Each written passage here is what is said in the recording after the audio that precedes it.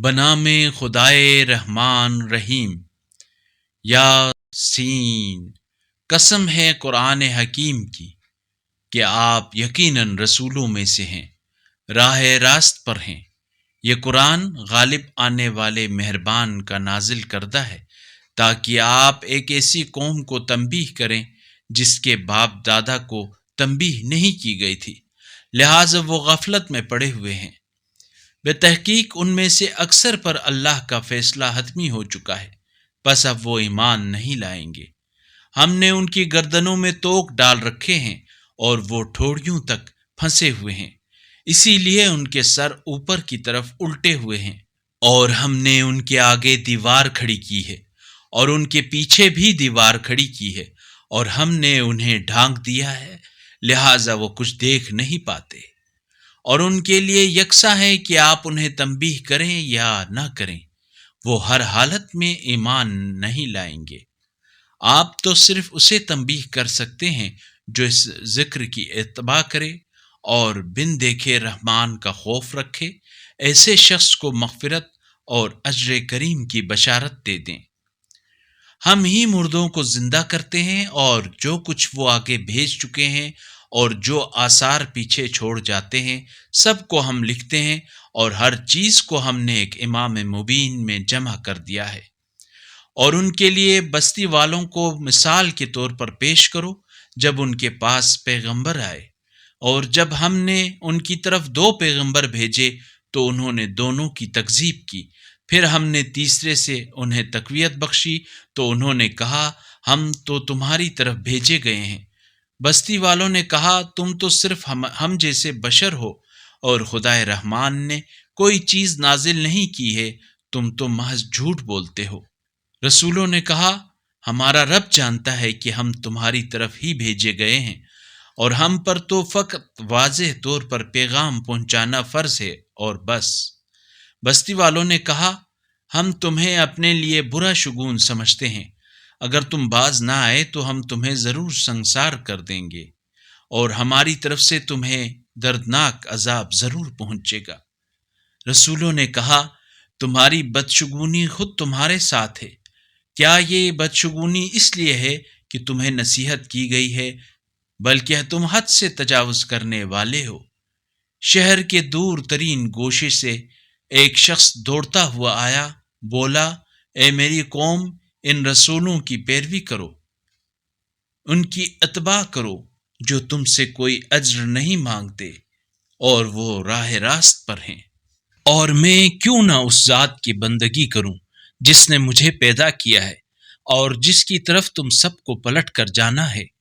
کیا میں اس ذات کے علاوہ کسی کو معبود بناؤں، جبکہ اگر خدائے رحمان مجھے ضرر پہنچانے کا ارادہ کر لے تو ان کی شفاعت مجھے کوئی فائدہ نہیں دے سکتی اور نہ وہ مجھے چھڑا سکتے ہیں، تب تو میں صریح گمراہی میں مبتلا ہو جاؤں گا۔ میں تو تمہارے پروردگار پر ایمان لے آیا ہوں، لہٰذا میری بات سن لو۔ اس سے کہہ دیا گیا جنت میں داخل ہو جا۔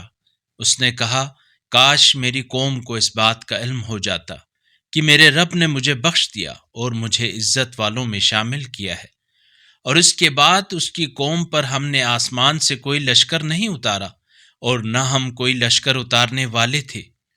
وہ تو محض ایک ہی چیخ تھی، بس وہ یکایک بجھ کر رہ گئے۔ ہائے افسوس ان بندوں پر جن کے پاس جو بھی رسول آیا اس کے ساتھ انہوں نے تمسخر کیا۔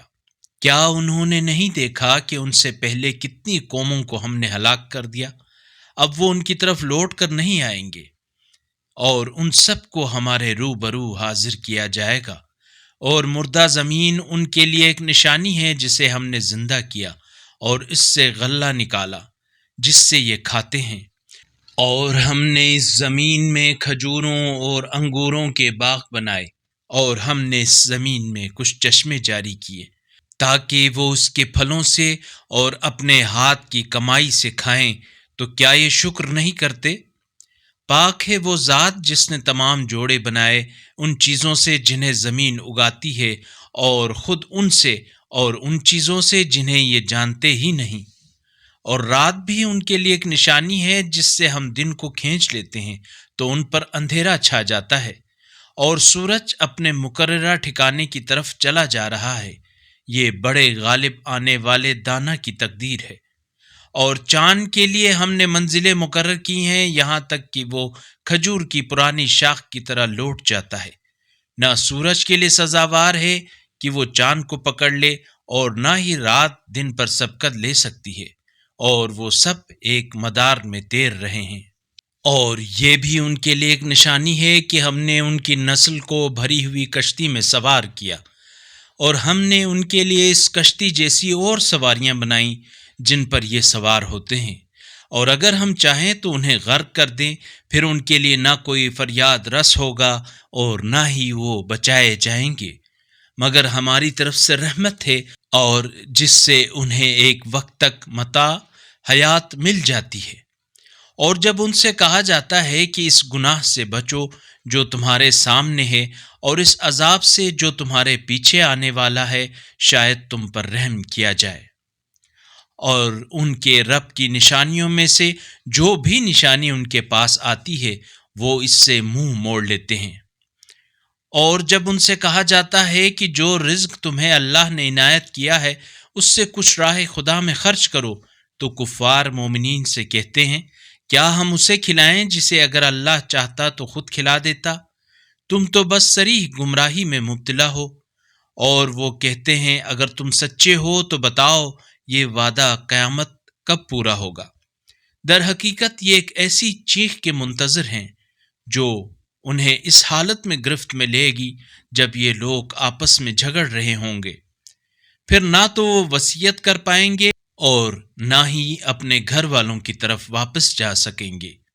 اور جب سور میں پھونک ماری جائے گی تو وہ اپنی قبروں سے اپنے رب کی طرف دوڑ پڑیں گے، کہیں گے، ہائے ہماری تباہی، ہماری خوابگاہوں سے ہمیں کس نے اٹھایا؟ یہ وہی بات ہے جس کا خدائے رحمان نے وعدہ کیا تھا اور پیغمبروں نے سچ کہا تھا۔ وہ تو صرف ایک چیخ ہوگی، پھر سب کے سب ہمارے سامنے حاضر کیے جائیں گے۔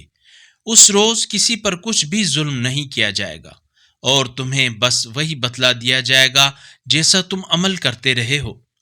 آج اہل جنت یقیناً کیف و سرور کے ساتھ مشغلے میں ہوں گے۔ وہ اور ان کی ازواج سایوں میں مسندوں پر تکیے لگائے بیٹھے ہوں گے۔ وہاں ان کے لیے میوے اور ان کی مطلوبہ چیزیں موجود ہوں گی۔ مہربان رب کی طرف سے سلام کہا جائے گا، اے مجرموں، آج تم الگ ہو جاؤ۔ اے اولاد آدم، کیا ہم نے تم سے عہد نہیں لیا تھا کہ تم شیطان کی پرستش نہ کرنا؟ بے شک وہ تمہارا کھلا دشمن ہے، اور یہ کہ میری بندگی کرنا یہی سیدھا راستہ ہے، اور بتحقیق اس نے تم میں سے بہت سی مخلوق کو گمراہ کر دیا ہے۔ تو کیا تم عقل نہیں رکھتے؟ یہ وہی جہنم ہے جس کا تم سے وعدہ کیا گیا تھا۔ آج اس جہنم میں جھلس جاؤ، اس کفر کے بدلے جو تم کیا کرتے تھے۔ آج ہم ان کے منہ پر مہر لگا دیتے ہیں، اور ان کے ہاتھ ہم سے بولیں گے، اور ان کے پاؤں گواہی دیں گے اس کے بارے میں جو کچھ وہ کرتے رہے ہیں۔ اور اگر ہم چاہیں تو ان کی آنکھوں کو مٹا دیں، پھر یہ راستے کی طرف لپک بھی جائیں تو کہاں سے راستہ دیکھ سکیں گے؟ اور اگر ہم چاہیں تو انہیں انہی کی جگہ پر اس طرح مسخ کر دیں کہ نہ آگے جانے کی استطاعت ہوگی اور نہ پیچھے پلٹ سکیں گے۔ اور جسے ہم لمبی زندگی دیتے ہیں اسے خلقت میں اوندھا کر دیتے ہیں۔ کیا وہ عقل سے کام نہیں لیتے؟ اور ہم نے اس رسول کو شعر نہیں سکھایا، اور نہ ہی یہ اس کے لیے شایع نشان ہے۔ یہ تو بس ایک نصیحت کی کتاب اور روشن قرآن ہے، تاکہ جو زندہ ہیں انہیں تنبیہ کرے اور کافروں کے خلاف حتمی فیصلہ ہو جائے۔ کیا یہ لوگ نہیں دیکھتے کہ ہم نے اپنے دست قدرت سے بنائی ہوئی چیزوں میں سے ان کے لیے مویشی پیدا کیے، چنانچہ اب یہ ان کے مالک ہیں، اور ہم نے انہیں ان کے لیے مسخر کر دیا، چنانچہ کچھ پر یہ سوار ہوتے ہیں اور کچھ کو کھاتے ہیں، اور ان میں ان کے لیے دیگر فوائد اور مشروبات ہیں، تو کیا یہ شکر ادا نہیں کرتے؟ اور انہوں نے اللہ کے سوا اوروں کو معبود بنا لیا ہے کہ شاید انہیں مدد مل سکے، حالانکہ وہ نہ صرف ان کی مدد نہیں کر سکتے، اور وہ الٹے ان معبودوں کے تحفظ کے لیے آمادہ لشکر ہیں۔ لہٰذا ان کی باتیں آپ کو رنجیدہ نہ کریں۔ ہم سب باتیں جانتے ہیں، جو یہ چھپاتے ہیں اور جو ظاہر کرتے ہیں۔ کیا انسان یہ نہیں دیکھتا کہ ہم نے اسے نطفے سے پیدا کیا ہے؟ اتنے میں وہ کھلا جھگڑالو بن گیا۔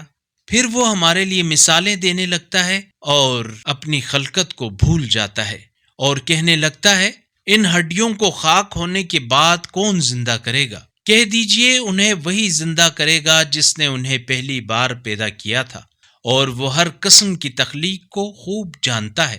وہی ہے جس نے تمہارے لیے سبز درخت سے آگ پیدا کی، پھر تم اس سے آگ سلگاتے ہو۔ جس نے آسمانوں اور زمین کو پیدا کیا ہے، آیا وہ اس بات پر قادر نہیں ہے کہ ان جیسوں کو پیدا کرے؟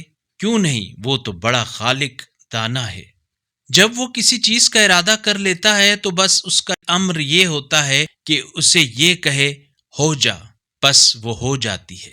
بس پاک ہے وہ ذات جس کے ہاتھ میں ہر چیز کی سلطنت ہے، اور اسی کی طرف تم پلٹائے جانے والے ہو۔